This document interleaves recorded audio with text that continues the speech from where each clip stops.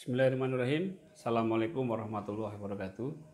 Sahabat semua yang saat ini bisa bersama saya melalui video ini.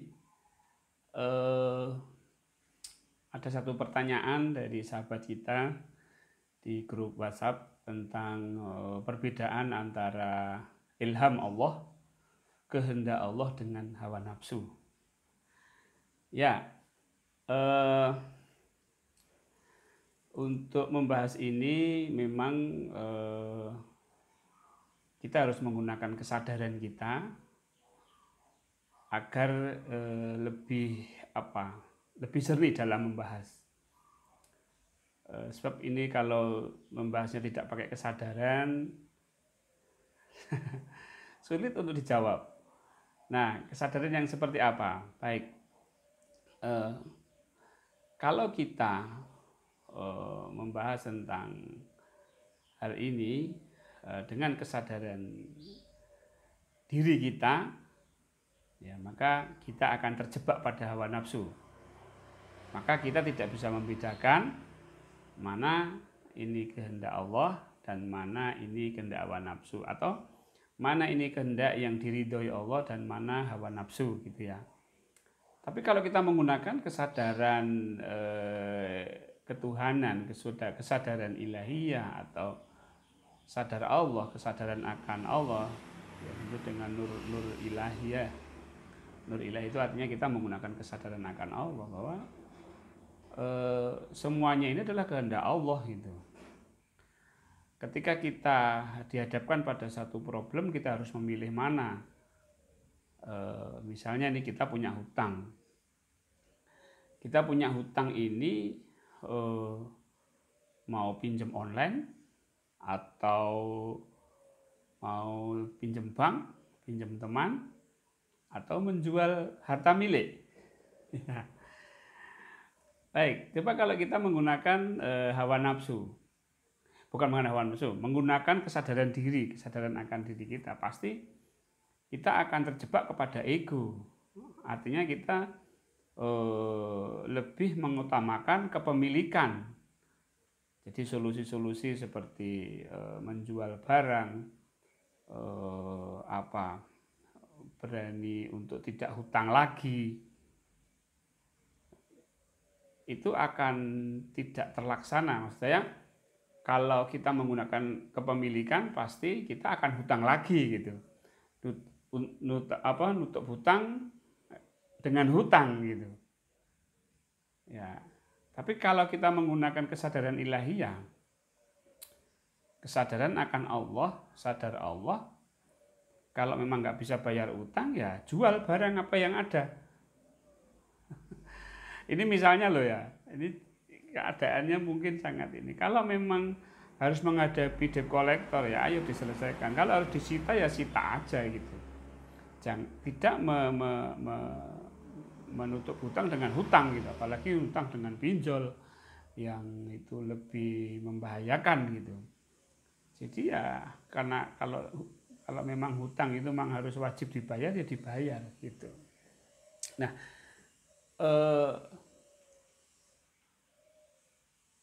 kalau kita ingin paham dengan apa kehendak Allah, ya kita harus berada di kesadaran akan Allah gitu. Kalau kita belum menggunakan kesadaran Allah, masih menggunakan kesadaran diri, kita terjebak di ego dan akhirnya tidak paham.